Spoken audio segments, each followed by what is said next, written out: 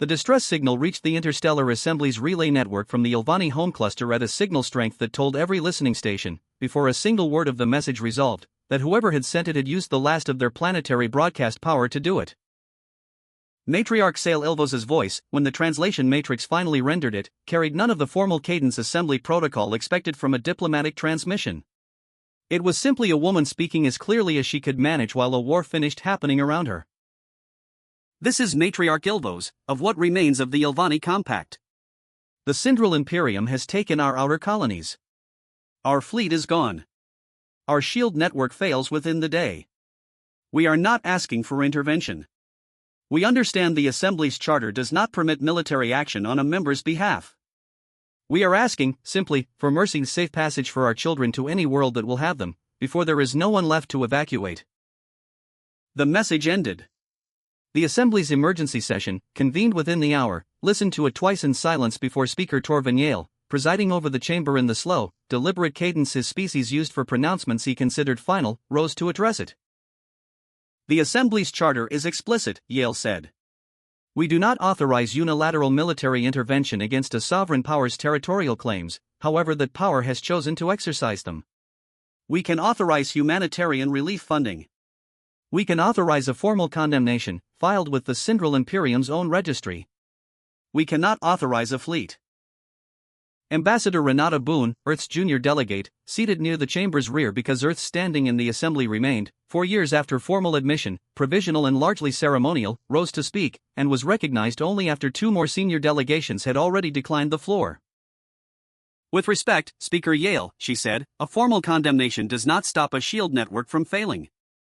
If this Assembly's charter genuinely permits nothing beyond funding and paperwork while a species is actively being erased, then the charter itself is the thing failing here, not just the Ilvani. Yale's response was not unkind, which somehow made it land harder. Earth's compassion is noted, Ambassador. It is also, forgive me, not currently backed by a fleet capable of contesting Cindral military assets. We appreciate the sentiment. We cannot authorize action neither this Assembly nor your own government has the capacity to take. The session moved to a formal vote on humanitarian funding, which passed unanimously and changed nothing about the shield network's failing timeline. Boone left the chamber before the closing remarks, and did not stay to hear Yale's summary, because she already knew, with a clarity the rest of the room did not yet share, exactly how wrong his assessment of Earth's capacity actually was. Boone's certainty was not guesswork. 7 years earlier, in the aftermath of Earth's own provisional admission to the Interstellar Assembly granted grudgingly, after a demonstration most delegations still privately considered underwhelming, Earth's Defense Council had commissioned a program that few outside its own leadership fully understood, because its stated purpose sounded, to most who reviewed the funding request, almost naively idealistic. It was not a war fleet. Admiral Cassian Wren, who had commanded it from its earliest design phase, had said as much to every review board that questioned the allocation. We are not building this to conquer anything, he told the Defense Council's final budget hearing. We are building it because we watched 3 species arrive at this assembly over the last 7 years pleading for help nobody could give them, and we decided that when the day came that we could give it, we were going to be ready to actually do it, not vote on it, not fund it. Do it. The fleet's construction had taken 6 of those 7 years, built in a shipyard complex hidden in the debris ring beyond Neptune, under a program name that appeared on no public budget line, the Wayfinder Fleet, 91 vessels built not around conventional weapons doctrine but around a design philosophy. Dr. Imani Callahan, the program's chief systems architect, had spent her career refining ships engineered first for shielding, speed, and evacuation capacity, with offensive systems built specifically to disable rather than destroy, because the fleet's founding mission had never been to win wars. It had been to win them quickly enough that fewer people died finding out who would have won.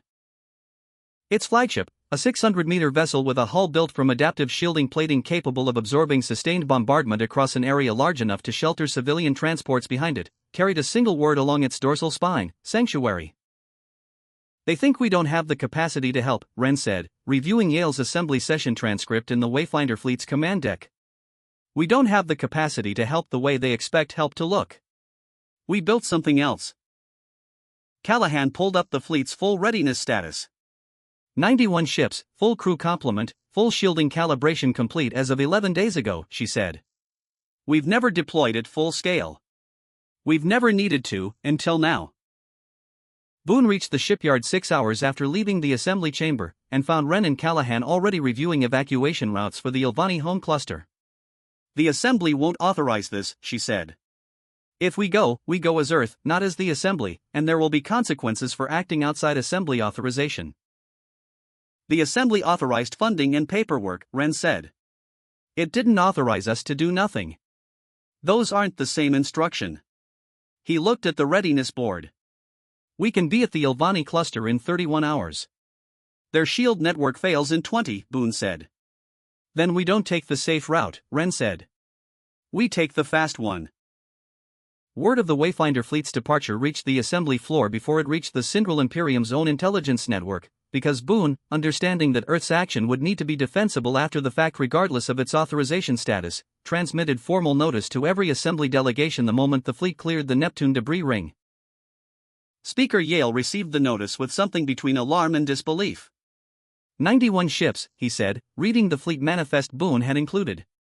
"A species we granted provisional standing 4 years ago, whose only prior demonstration this body evaluated as underwhelming, has apparently spent that entire period secretly building a fleet nearly the size of the Assembly's own combined peacekeeping reserve. And deploying it without authorization," a senior delegate added. "Deploying it," Yale said slowly, "toward a crisis this Assembly's own charter prevented us from responding to." He set the manifest down. "I am not certain whether to be more concerned about the fleet's existence or the fact that we had no idea it existed." Aboard his flagship at the edge of the Ilvani cluster, Fleet Marshal Drius Kellen of the Cindral Imperium received a considerably less measured version of the same news from his own intelligence officer, and dismissed it initially as an intelligence error. "A relief fleet," he said. "From Earth." "Confirmed, Marshal," the officer said. 91 vessels, unknown configuration, current heading places them at the Ilvani cluster in approximately 11 hours. Kellen considered this with the specific unconcern of a commander who had, over the course of a 4-year campaign, absorbed 6 systems worth of resistance without once encountering a force he considered a genuine strategic obstacle. Earth's only prior military demonstration on record was assessed by the Assembly itself as unremarkable, he said. "Whatever this fleet is, I doubt 91 lightly armed relief vessels represent a meaningful obstacle to a campaign that has already broken 3 prepared defense fleets considerably larger than that." He was not entirely wrong about the numbers. He would prove, within the day, to be entirely wrong about what those numbers actually meant. The Wayfinder fleet folded into the Ilvani home cluster with 4 hours remaining before the failing shield network's projected collapse, arriving not in a conventional battle formation but in a wide, deliberate dispersal pattern that placed Sanctuary and its escort vessels directly between the Cindral occupation force and the planet's surface, shielding facing outward, evacuation bays already opening along every hull. Kellen's forward squadron, tasked with maintaining the occupation perimeter, opened fire on the arriving formation expecting the same outcome every prior engagement of the campaign had produced. What their sensors registered instead was a formation that did not attempt to return fire at all in its opening minutes. 91 ships absorbing a sustained bombardment across a shielding network Callahan's design had spent 6 years refining specifically to withstand exactly this scenario, while behind that shield wall, shuttlecraft began a coordinated evacuation of the planet's remaining population at a rate the Cindral occupation force had no framework for anticipating. "They're not fighting us," Kellen's tactical officer reported, watching the engagement unfold with visible confusion. "They're just standing there, absorbing everything we throw at them, and evacuating the planet behind the shield line." Kellen studied the tactical display for a long moment. "Increase fire concentration on their forward shield emitters," he ordered. "If they won't fight back, we press the advantage until the shielding fails." The shielding did not fail. Callahan's design, tested at full combat scale for the first time in the fleet's operational history, held under a bombardment intensity that exceeded even the program's own worst-case modeling, redistributing the accumulated energy load across the full 91-ship formation in real time, exactly as the 6 years of theoretical work had promised it would. Within 90 minutes, the Wayfinder fleet had evacuated over 400,000 Ilvani civilians from the planet's surface, moving them into secured transport bays behind Sanctuary's shield wall, without a single Wayfinder vessel returning offensive fire and without a single Cindral shot penetrating the formation's shielding. Matriarch Ilvos, watching the evacuation from a transport bay aboard Sanctuary itself, found Admiral Wren on the command deck a short time later. "You came," she said. "The Assembly said no fleet was coming." "The Assembly said no fleet was authorized," Wren said. "We decided that wasn't the same question as whether one was needed."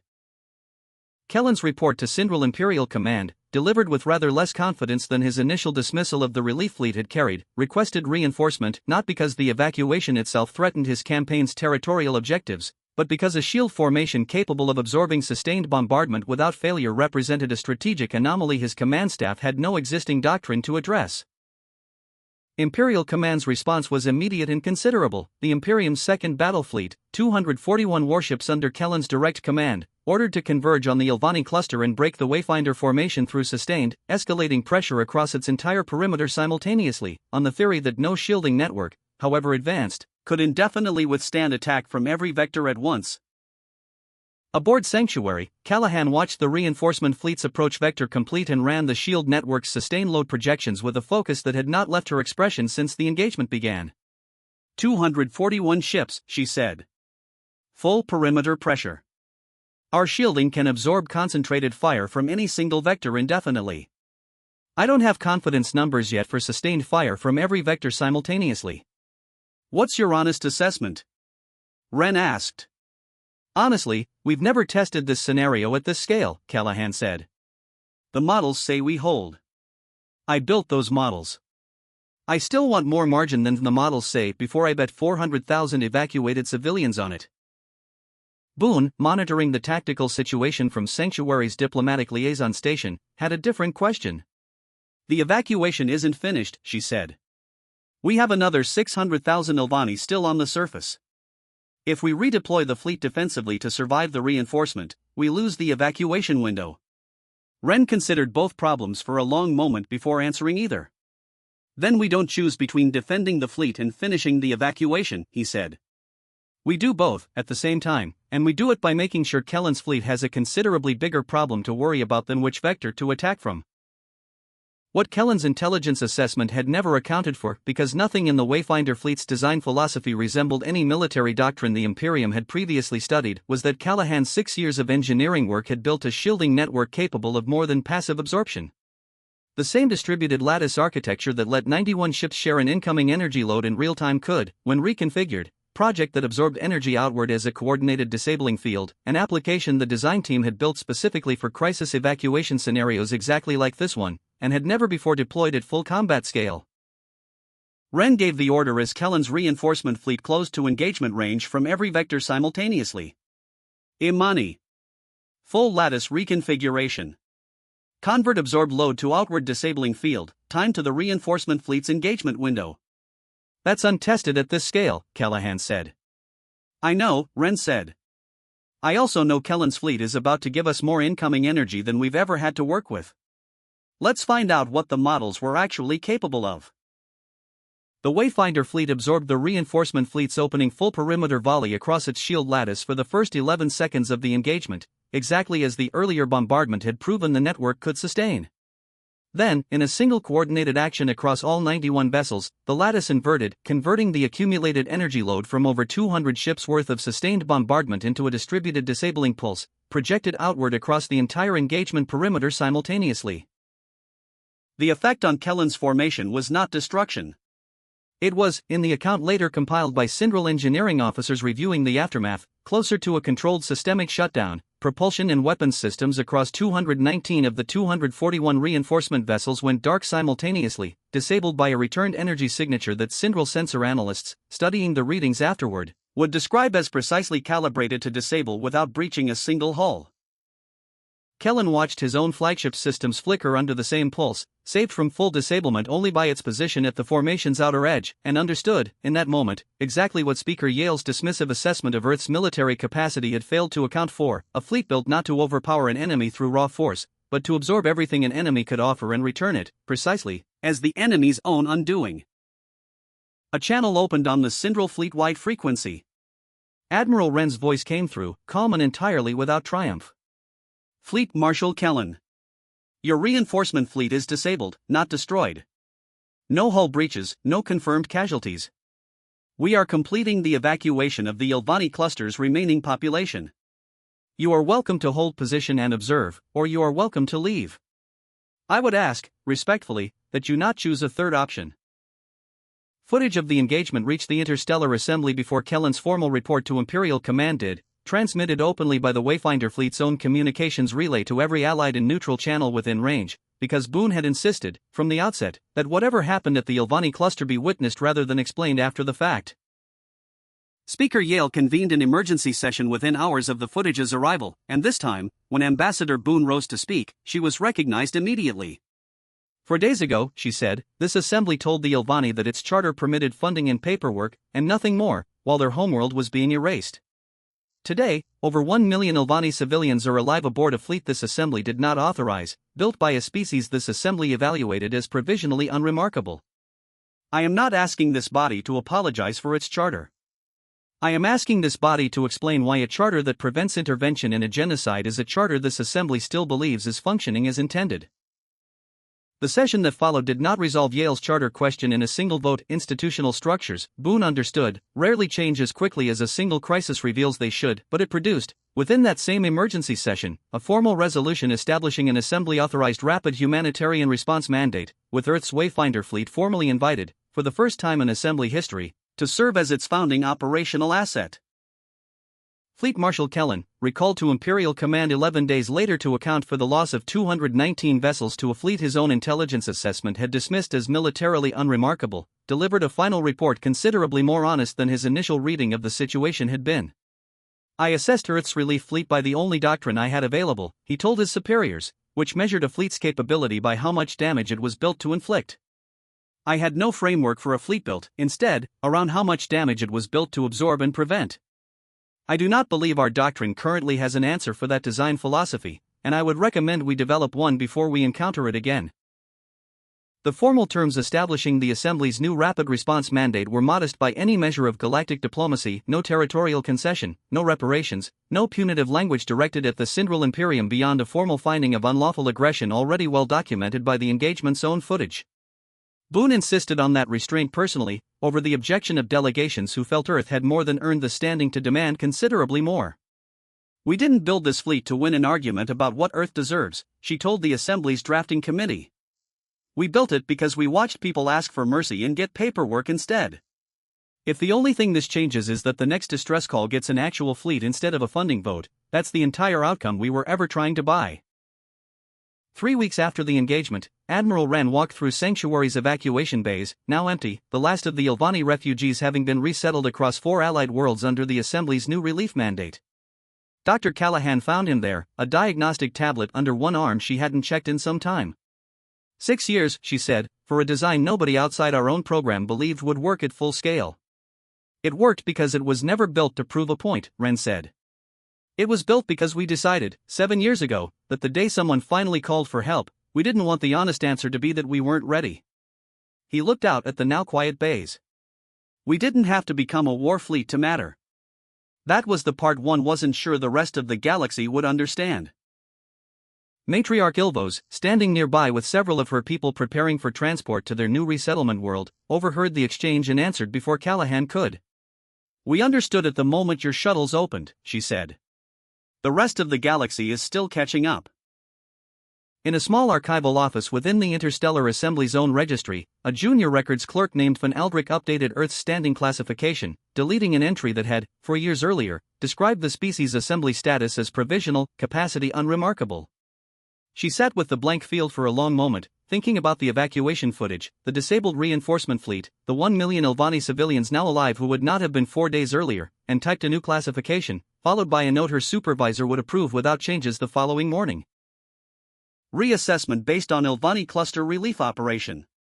Demonstrated capacity substantially exceeds prior evaluation across every measured category. Demonstrated willingness to act unilaterally in defense of a member species' survival, absent formal authorization, when formal process proved insufficient to the crisis. Recommend classification, founding operational partner, Assembly Rapid Response Mandate. Recommend future capacity assessments account for the possibility that restraint, not force, may be the more accurate measure of what this species is actually capable of. No one ever revised it.